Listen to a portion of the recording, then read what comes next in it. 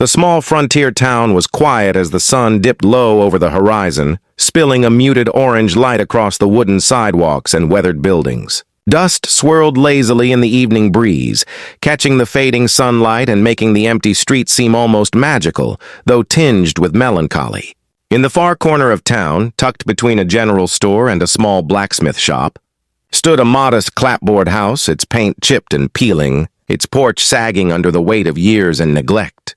A single window faced the street, and in that window flickered a tiny candle, its flame unwavering in the cool evening air, casting a warm golden glow onto the cracked wood and the dirt path below.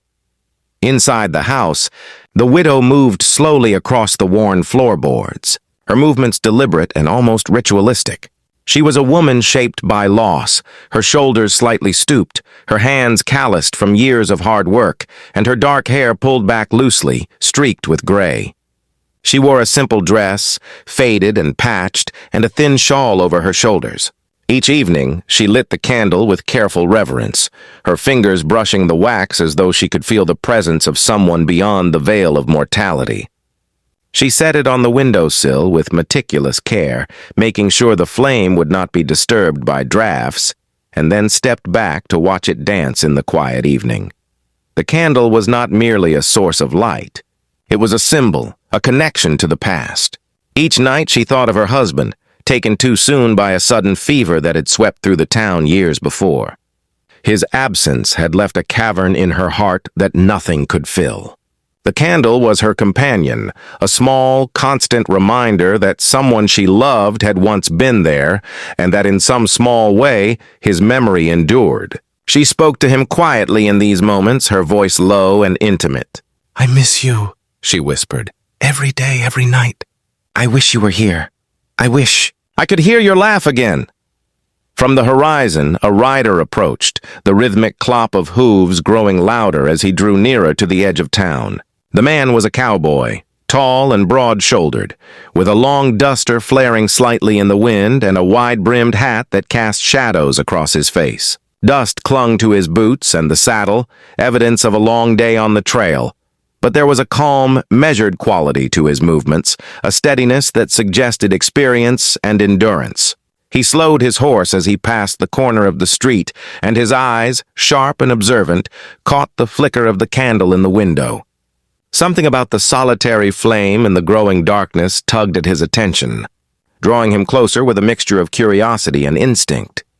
He reined in his horse at the edge of the street, letting the animal stop quietly on the gravel as he tilted his head to get a better view. The widow, startled by the sudden presence, turned toward the sound of the hooves, her hands instinctively brushing against her shawl. Her face was pale in the candlelight, framed by loose strands of dark hair, and her eyes were wide with both surprise and a flicker of apprehension.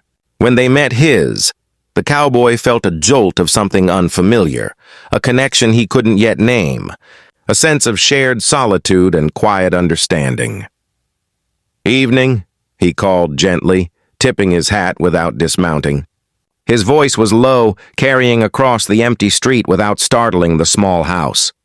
The widow's lips parted slightly, but she said nothing at first, simply staring at him as though he had stepped out of a dream. After a moment, she replied, her voice soft and hesitant. "Good evening. I noticed your candle," he said, nodding toward the window. "Every night, same time?" She hesitated, her fingers hovering near the flame as though it might vanish if she moved too quickly. It helps me remember," she said quietly. "Someone I've lost. Someone who's on." The cowboy's gaze softened. He had seen grief before, etched into the faces of widows, fathers, and men hardened by life on the trail, but there was a raw, almost tangible weight in her eyes that caught him off guard. Her loss wasn't just sadness. It was a persistent ache, a hollow place in the world where love had once lived. He felt an urge to dismount, to step closer, to offer some small gesture of comfort, though he wasn't entirely sure what he could say or do. "You miss them?" he asked gently, careful not to overstep, but unable to hide the concern in his tone. She nodded slowly, a tear sliding down her cheek, glinting in the candlelight. "Every night," she admitted. Since the fire, since the accident. He's not here, and I don't know how to let go.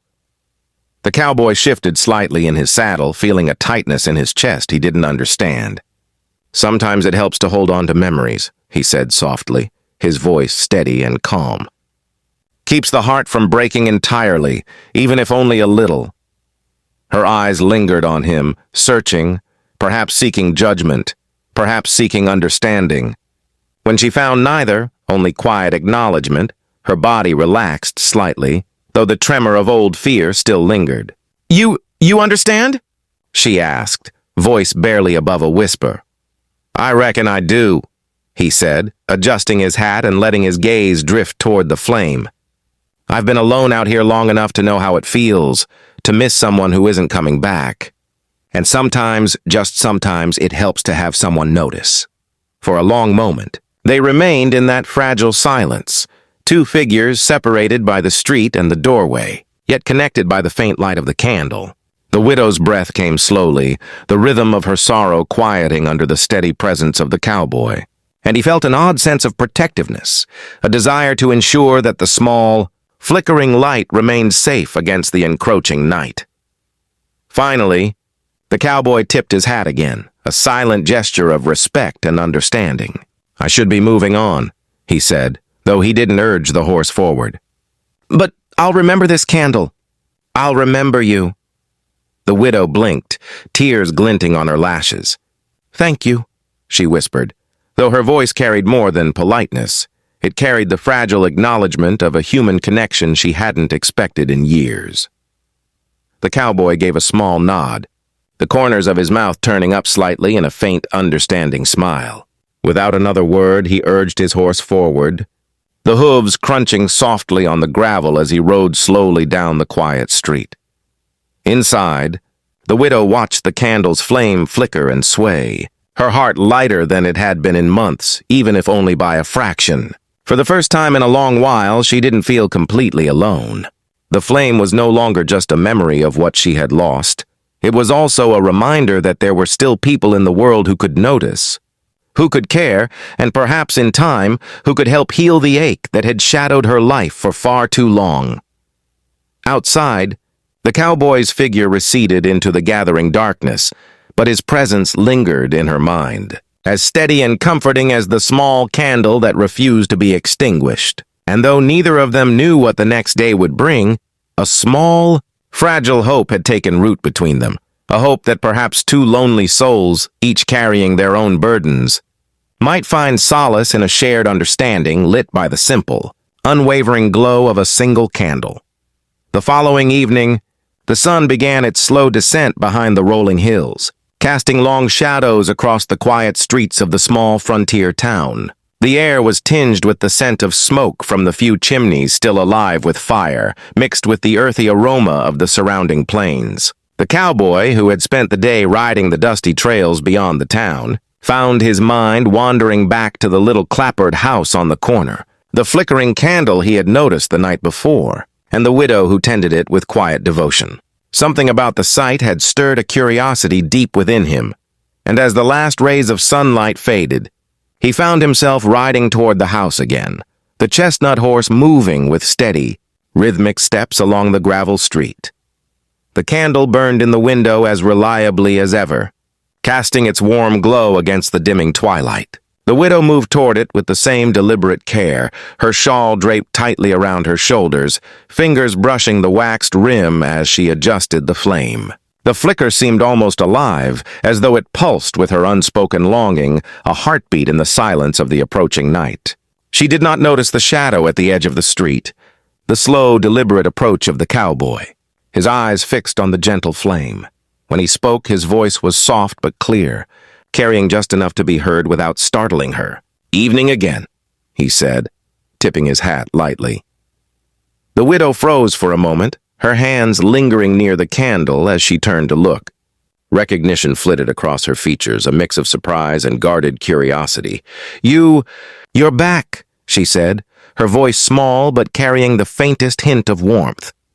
"I could say the same about you," the cowboy replied, his gray eyes scanning her face, noting the lines of fatigue. The soft glimmer of tears that lingered at the corners of her eyes. The way she moved with careful grace even in solitude. Still tending the candle? She nodded, her fingers tracing the edge of the windowsill as if she could draw comfort from the familiar act. It keeps me anchored, she admitted. Without it, the nights feel endless, and the house feels empty. And sometimes, I feel like I might vanish with the dark. The cowboy shifted slightly in his saddle, feeling the